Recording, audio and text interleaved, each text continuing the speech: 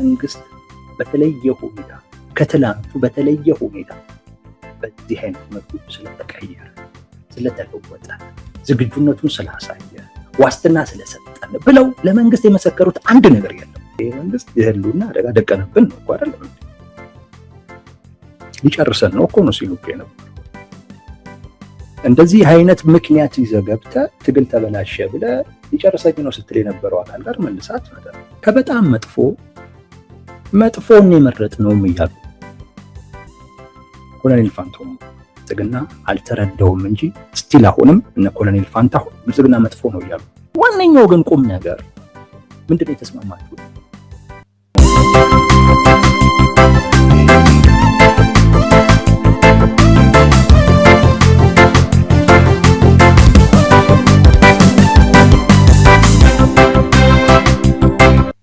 እኔ አሁን ግራ ግብት እያለኝ ያለው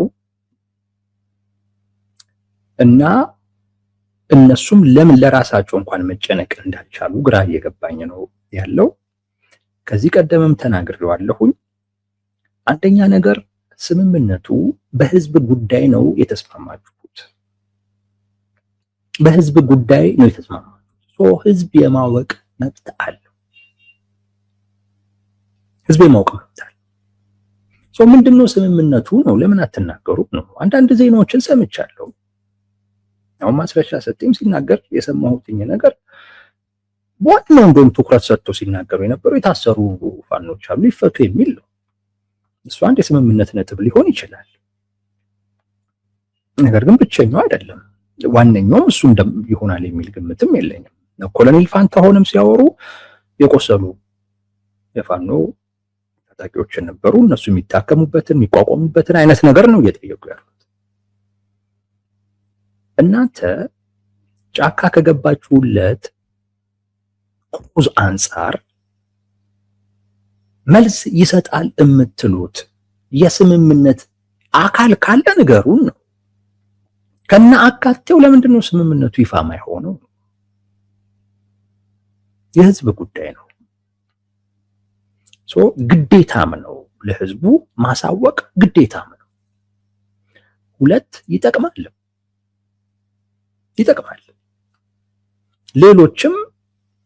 ሌሎችንም እኮ በቃ ይሄ ጥያቄ የሚመለስ ከሆነ በዚህ አግባብ ለምንድን ነው አማራጭ የማትከተሉት ለማለትም እኮ እንደው እነሱ የተስማሙበትን ነገር ማየት ይጠቅማል። አዲስ አበባ ሄደው የኮሪደር ልማት ለመጎብኘት ከሆነ ዛሬ ሲያደርጉት እንደነበረው ማለት ነው።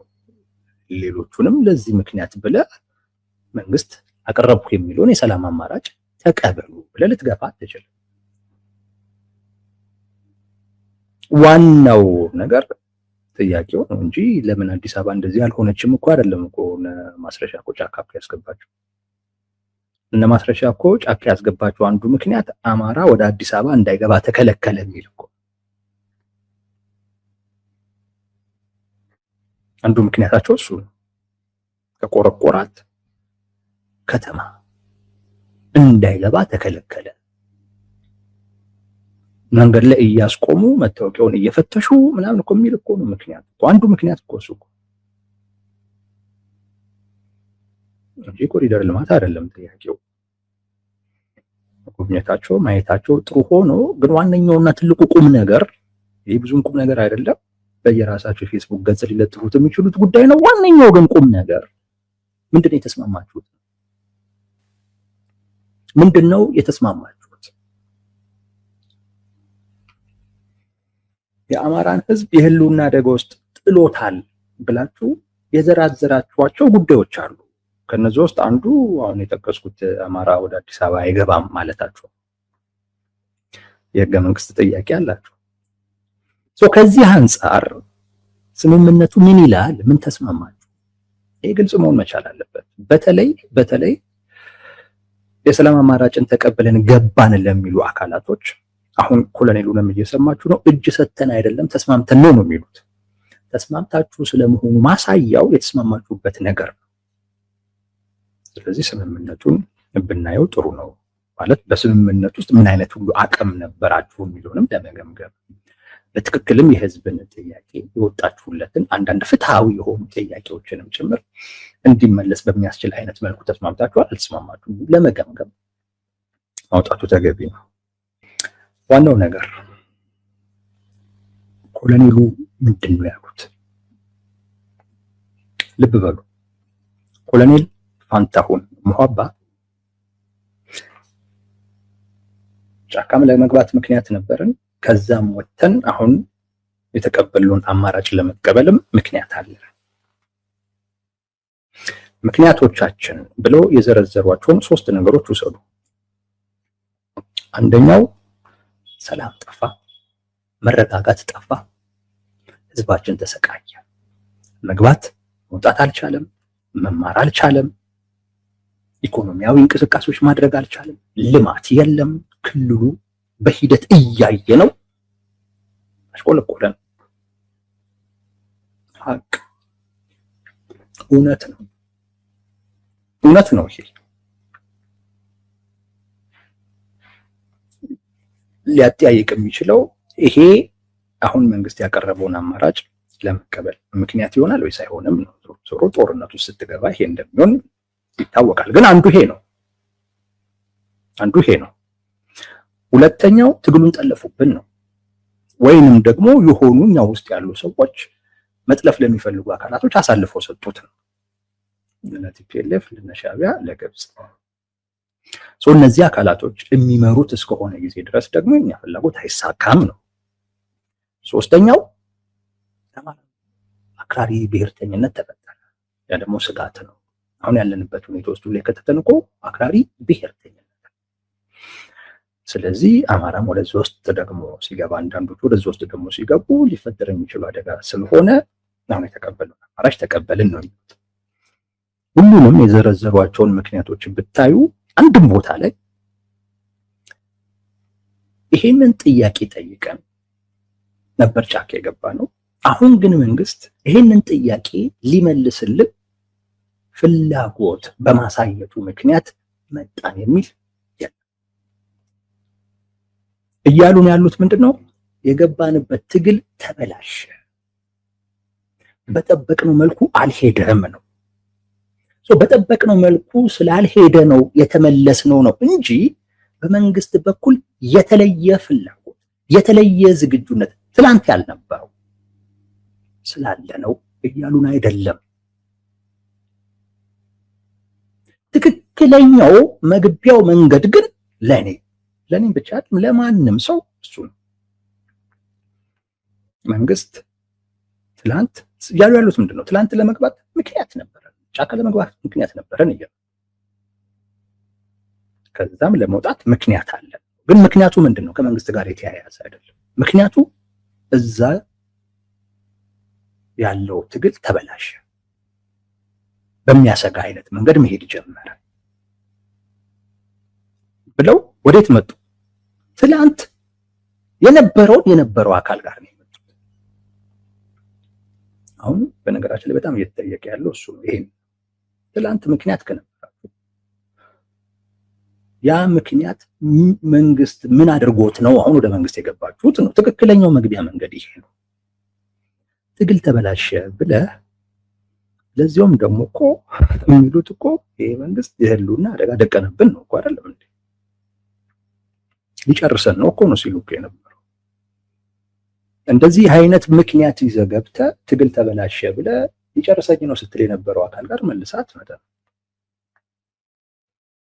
ቢያንስ ሊጨርሰኝ ነው እንድትል ያደረጉህን ነገሮችን በሚመለከት አስተካክሎ አሻሽሎ በተሻሻሉ አይነት መልኩ ሊቀጥል እንደሚችል ዋስትና ሰጥቶ ነው ልትገባ የምትችለው።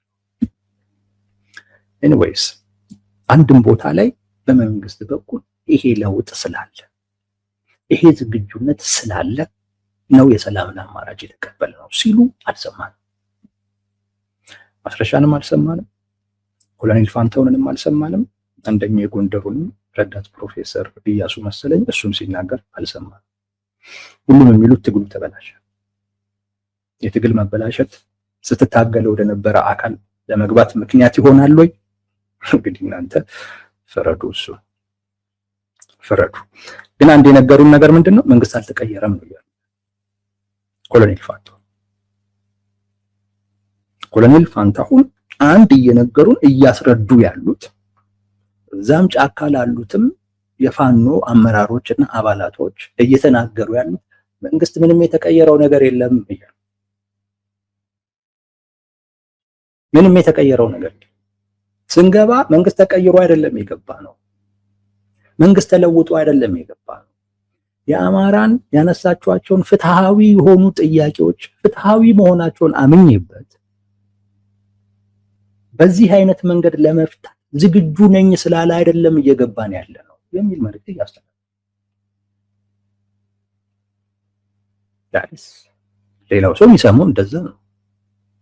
በእርግጠኝነት የብልጽግና ሰው ይሄንን ሊሰማ አይችልም። ይሄንን ድምጽ ግን ኮሎኔል ፋንታሁን እያሉ ግን ያሉት ይሄንን ነው። በመንግስት በኩል ዝግጁነት የለም፣ የለውጥ ነገር የለም። ልብ በሉ ኮሎኔል ፋንታሁን ስንገባ ምክንያት ነበረን ያሉ ሰው ጫካ ስንገባ አሁን ያ ምክንያታቸው ምን ሆኖ ነው ከዛ ወጥተው ወደ መንግስት የገቡት የሚለው ላይ ግን ምላሽ የላቸውም። ይልቁንስ ምንድነው ጫካ ያለው ነገር ተበላሸ ነው ይላል። የጫካው ነገር ሲበላሽ ወደዚህ መጣን ነው። መንግስትም የተቀበላቸው የአማራን ህዝብ ጥያቄ ለመፍታት ሳይሆን ምናልባትም እዛ ያለውን የጫካ ላይ ያለውን ኃይል ይከፋፍልልኛል ብሎ ስላሰበም ሊሆን ይችላል የተቀበላቸው። ለመቀበል ምክንያትም የሆነ ጥያቄያቸውን አምነህበት ጥያቄያቸውን ለመመለስ ስለተዘጋጀ ብቻ አይደለም፣ ፖለቲካ ነው፣ ለመከፋፈልም ጭምር ሊሆን ይችላል። ኮሎኔል ፋንታሁን ሞአባ አሁን እየነገሩን ያሉት መንግስት ተቀይሮ የተለየ ዝግጁነት አሳይቶ አይደለም የገባ ነው እያሉ ባይዘዌ እኔ ስምምነቱን አውጡት እምልበት ዋነኛው ምክንያት ከዚህ ጋር የተያያዘ ስምምነቱን አውጡት። ቢያንስ ስምምነቱ ይሄው በዚህ ጉዳይ ላይ ተስማምተዋል፣ ይሄው በዚህ ጉዳይ ላይ እኮ እንዲተባበላዋል፣ ይሄው መንግስት እኮ ይሄን ግዴታና ኃላፊነት ወስዷል። ስለዚህ ከጫካ ወጥተው ወደዚህ የመጡት በመንግስትም በኩል የተለየ ፍላጎት የተለየ ዝግጁነት ለውጥ እና ዋስትና የመስጠት ሁኔታ አይተውበት ነው ለማለትም ይረዳል። በሚገርም ሁኔታ ያ ስምምነት የለም ተስማሙት የሚባለው ነገር ምን ላይ እንደተፈራረሙ አላውቅም። ንግግራቸውንም ካያችሁና ኮሎኔል ፋንታሁን ጫካ ያለው ነገር ተበላሸ ነው እንጂ በመንግስት በኩል እንዲህ አይነት ዋስትና አግኝተናል የሚል ነገር የለውም። አንደኛው መልእክት በዚህ ውስጥ የሚተላለፈው መንግስት ጋር የተለየ ዝግጁነት የለም፣ ትላንት እንደነበረው ነው። የአማራን ህዝብ ጥያቄዎች ስናነሳ ጩኸት ነው ይል እንደነበረው ነው አሁንም የሚለው ነው ያለ። ምክንያቱም እነሱ የሚሉት በሰላማዊ መንገድ ስንጠይቅ ጩኸት ነው ተባልን። ጩኸት ነው ስለተባልን ኦኬ እንዲህ ነው እንዴ ብለን እኛም ከድምጻችን በበለጠ ሊጮህ የሚችል ነገር እጃችን ላይ ስላለ እሱን ማጮህ ጀመርን ነው። መሳሪያው በሚገባው ቋንቋ ማውራት ጀመረው። ለዛ ነው ይላሉ። አሁን መንግስት ጩኸት ያላቸው ነገሮችን አይ ጩኸት አይደሉም፣ ተገቢ ጥያቄ ናቸው፣ በዚህ አይነት መንገድ እንፈታቸዋለን፣ በዚህ አይነት መንገድ ምናልባት አለመግባባትም ከሆነ እንግባባበታለን ብሎናል አይሉ።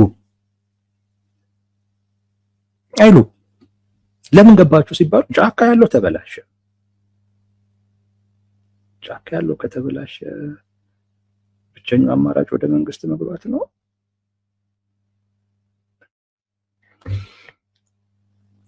ኮሎኔል ፋንታሁን ከዚህም በላይ ነው የሚያወሩት። ኤኒዌይስ አንዱ ነገር ይሄ ነው፣ በመንግስት በኩል የተለየ ዝግጁነት የለም እያሉ ኮሎኔል ፋንታሁን አንዱ አት ዘ ሴም ታይም ከዚሁ ጋር አሁንም ቢሆን ትጥቅ ለማንሳት ምክንያት አለ እያሉ አሁንም ቢሆን ትጥቅ ለማንሳት ምክንያት አለ እያሉ ኮሎኔል ፋንታሁን ትጥቅ ለማንሳት ምክንያት እንደነበራቸው ተናግረዋል። ለመግባት ምክንያት እንዳላቸው ተናግረዋል። ለመግባት ትግል ለመተው ያቀረቧቸው ምክንያቶች በሙሉ ከመንግስት ጋር የተያያዙ ሳይሆኑ ጫካ ውስጥ ትግሉ ከመበላሸቱ ጋር የተያያዘ።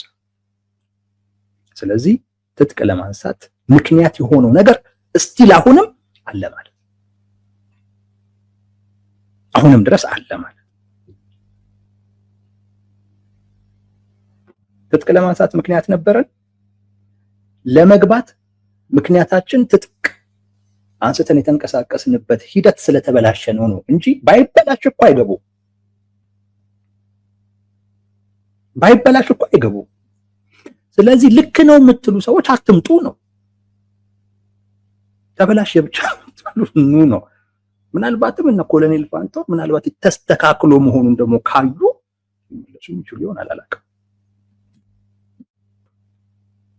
ምክንያቱም መበላሸቱ ከሆነ ወደ መንግስት ለመምጣት ምክንያት ሲሆነው መስተካከሉ ከመንግስት ለመለየት ምክንያት የማይሆንበት ምንም ምክንያት የለም። ስለዚህ እያሉ ያሉት አሁንም ትጥቅ ለማንሳት ምክንያት አለ ነው። ምክንያት አለ።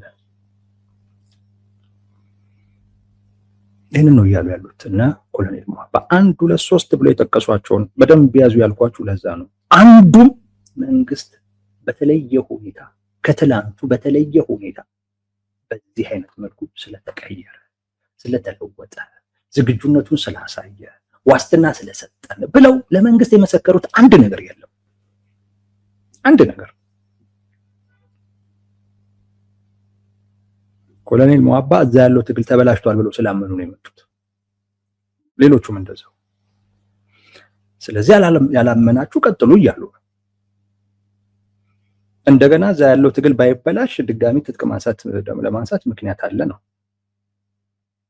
በአጠቃላይ እኮ አማራ ምንም አላገኘም እያሉ እኮ ምንለታል ያሉት አማራ ምንም ያገኘው ነገር የለም። በቃ እኛ እዛ ያለው ትግል ስለተበላሸ መጣን። በመምጣታችን እዛ አማራ ምንም ያገኘው ነገር የለም። ግፋቢል ትምህርት ሊማር ይችላል ምናልባት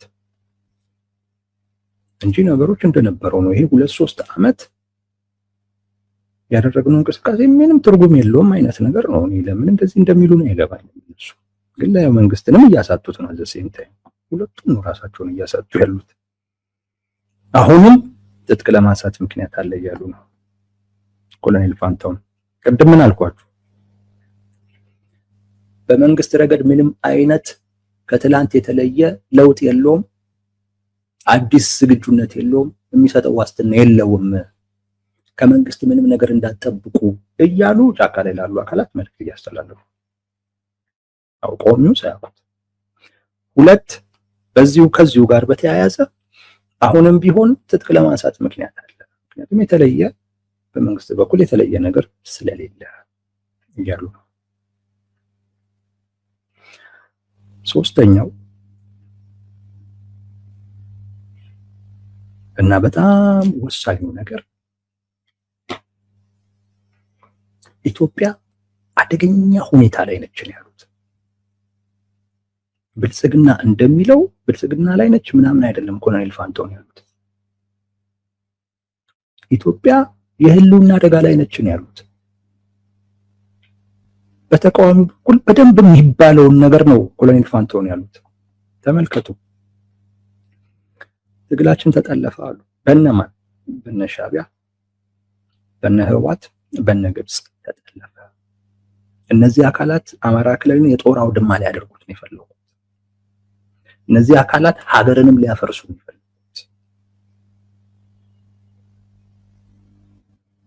ይሄ አክራሪ ብሔርተኛውን ይዘውታል። እሱን ተጠቅመው አማራ ክልል ላይ ጦርነት ሊያደርጉ እና ሀገር ሊያፈርሱ ነው። የጠላትን አሰላለፍ እየነገሩ ነው። እንግዲህ ተመልከቱ። ግብጽ፣ ሻዕቢያ እና ህወሓት አማራ ክልል ውስጥ ያለውን አክራሪ የሚባለውን ብሔርተኛ ይዘው አማራ ክልልን የጦር አውድማ ሊያደርጉት ከሱም ተነስቶ ሀገሪቱን ሊያፈርሱ ነው። የጠላትን አሰላለፍ እና ፍላጎት እየነገሩ ነው። አንድ አት ሴም ታይም ደግሞ ምን እያሉ ነው? ይሄ መንግስት ደካማና አምባገነን ነው እያሉ ነው። ስለዚህ ምን እየነገሯቸው? ግብጽ፣ ሻዕቢያ፣ ህወሓት አክራሪ ብሔርተኛው አንድ ላይ እየመጣ ግን መንግስት ደካማ ነው፣ አሁንም አምባገነን ነው። ስለዚህ ያለው ነገር ምንድን ነው እያሉ ነው? አደገኛ ነው። በጣም የሚያሰጋ ነገር ነው ያለው። ይሄን ንግግር በሌላ አይነት መልኩ ረዳት ፕሮፌሰር እያሱ ሲናገሩ ሰምቻለሁ። የገባንበት ዋነኛው ምክንያት ቀጠናዊ ሁኔታውን ገምግመንና ተረድተን ያለውን አደጋ ተገንዝበን ይላል እና መንግስት የጠላትን አሰላለፍ መቋቋም የሚያስችል ቁመና የለውም እያሉ ነው። ደካማ ነው እያሉ ነው። ኮሎኔል ፋንታው አምባገነን ነው በዛ ላይ እያሉ ነው። ያ ማለት ችግሩ እንኳን ከጦርነት ውጪ በሆነ አይነት መልኩ እንኳን ሊፈታ የሚችልበት እድል እንኳን ቢኖር የመንግስት አምባገነንነት ችግሩ እንዳይፈታ ያደርገዋል እያሉ ነው ኮሎኔል ፋንታው። እሳቸው በዚህ ደረጃ አስቡት ይበሉት አይበሉት ባላቅም የጠላትን አሰላለፍ ነግረውናል። የጠላትን ፍላጎት ነግረውናል። የመንግስት ደግሞ ያለበትን ሁኔታም ነግረውናል።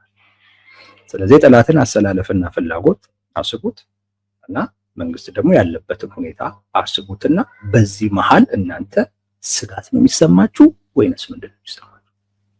አውቀ መንግስት ደካማ ነው አምባገነን ነው ከተባለ ችግሩ በሌላ አይነት መልኩም እንዳይፈታ እንቅፋት ነው መንግስት።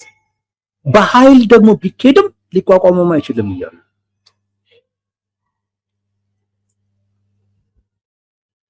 ሊቋቋመው አይችልም እያሉ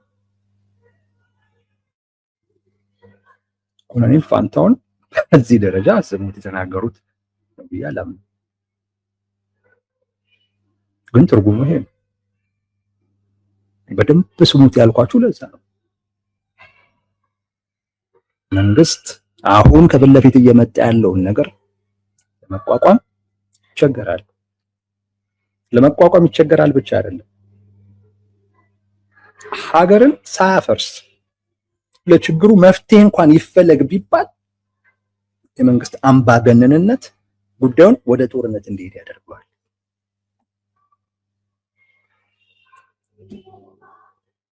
እና ብልጽግኖች በዚህ ነው እንግዲህ ሲደሰቱ የነበረው ማለት ነው። ልክ ናቸው መሰለኝ ኮሎኔል ፋንታው ሞአባ ልክ ሳይሆኑ አይቀርም። ከበጣም መጥፎን የመረጥ ነው እያሉ ኮሎኔል ፋንታው ሞአባ ብልጽግና ጥሩ ሆኖ አይደለም የመረጥ ነው እያሉ ኮሎኔል ፋንታው ሞአባ ወደ ጫካ ምን አስገባውት ብትላችሁ የህልውና ጉዳይ ነው የሚሉ እርግጠኛ ነኝ ይሄን አይቀይሩት። ህልውናችን አደጋ ውስጥ ስለወደቀ ነው ወደዛ የገባ ነው እንደሚለው እኔ አልጠራጠርም። እና ህልውናቸው ጫካ ውስጥ ወደ ጫካ እንዲገቡ አደረጋቸው። ግን ጫካ ውስጥ ያለው ነገር ትግሉ መልሶ የህልውና አደጋ ሊደቅን በሚችል ሌላ አካል ተጠለፈ። ግብጽ፣ ሻዕቢያ፣ ቲፒኤልኤፍ እና አክራሪ ብሔርተኛ አማራ ክልል ውስጥ ያለው አክራሪ ብሔርተኛ ጠለፈው ለነሱ አስረከበ። ኮሎኔል ፋንታው አሁን ከአንደኛው የህልውና ስጋት ከሚደቅን አካልና ከሌላኛው የመምረጥ ሁኔታ ውስጥ ነው የገቡት። እነ ግብጽ ይሻሉኛል፣ እነ ሻዕቢያ እነ ቲፒኤልኤፍ ይሻሉኛል ወይንስ ብልጽግና ይሻለኛል? ብልጽግና የህልውና አደጋ ደቅኖባቸው ነው ጫካ የገቡት። ጫካ ከገቡ በኋላ ደግሞ ትግሉን አክራሪ ብሔርተኞች ጠቅልለው ለሌላ የህልውና አደጋ ሊደቅን ለሚችል አካል ደግሞ ሰጡት። ስለዚህ ከበጣም መጥፎ የሆነ መጥፎ ይሻለኛል ብሎ ከመጥፎ ነው ያወዳደሩት እና ብልጽግናንም በጥሩ አይነት መንገድ አይደለም የሚገለጹት። መጥፎ ነው መቼስ የሀገር ሰው ስለሆነ ይሻላል ብዬ ነው አይነት ነገር ነው የኮሎኔል ፋንታው። ከግብጽ መቼም ከግብጽ ጋር አነጻጽሬው ይሄ ባሰ ነው ልል አልችልም። መቼም ከህወሓት ይሻላል ብዬ ነው፣ መቼም እንደው ከሻዕቢያ ይሻላል ብዬ ነው የሚል እነዚህ አካላቶች ባይኖሩ ግን እነ ኮሎኔል ፋንታው እስካሁንም ድረስ ጫካ ውስጥ እንዲቆዩ ሊያደርጋቸው የሚችል በቂ ምክንያት አላቸው። ስቲል አሁንም ድረስ ኮሎኔል ፋንታውን ያንን ነው እያሉ ያሉት። በጣም መጥፎ ለህዝባችንም ለሀገራችንም በጣም መጥፎ የሆነ ኃይል ትግላችንን ስለጠለፈው ነው ወደዚህኛው መጥፎ የመጣ ነው ያልኩት እንጂ ይሄኛው ጥሩ ሆኖ አይደለም። ኮሎኔል ፋንታሁን ነው ያሉት። እኔ እሳቸውን ንግግር ነው ያብራሩ ያለው። እዛው የብልጽግና መድረክ ላይ ነው ያሉት። በብልጽግና ሚዲያዎችም ሲተላለፍ ነበር ይሄ ንግግር። ስለዚህ ለኔ ሲጠቃለል የኮሎኔል ፋንታሁን ንግግር ከበጣም መጥፎን የመረጥ ነው የሚል መቼም ያኛው መጥፎ ነው ያይባለተ መጥፎ ሆኖብን ነው እንጂ ይሄም የተሻለ ሆኖ አይደለም።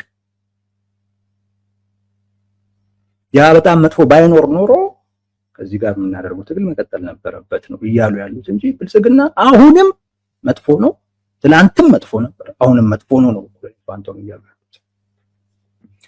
አሮ ነው ብልጽግና ምንድነው እየወሰደ ያለው? ከዚህ ምንድነው ያገኘው ካላችሁ ምንም ያገኘው ኦንሊ ቲንግ ያገኘው ነገር ፋኖን ከፈልኩት ማለት ብቻ ነው።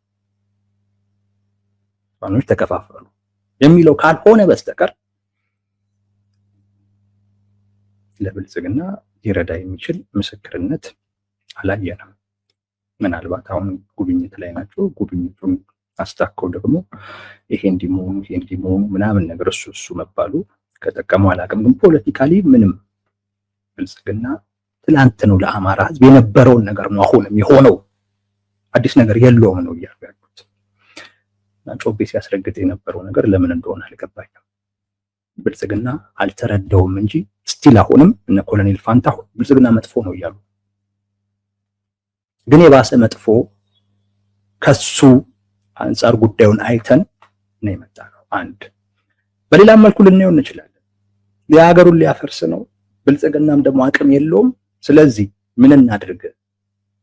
እንተጠግተን ትንሽ እናጠናክር የሚልም አይነት ትርጉም ሊሰጠው ይችላል እንጂ ብልጽግና ደካማ ነው፣ አምባገነን ነው፣ የሀገርን አንድነት ያስጠብቃል ብለን አናምንበትም የሚል ነገር ነው ኮሎኔል ፋንታሁን እየተናገሩ ያለው።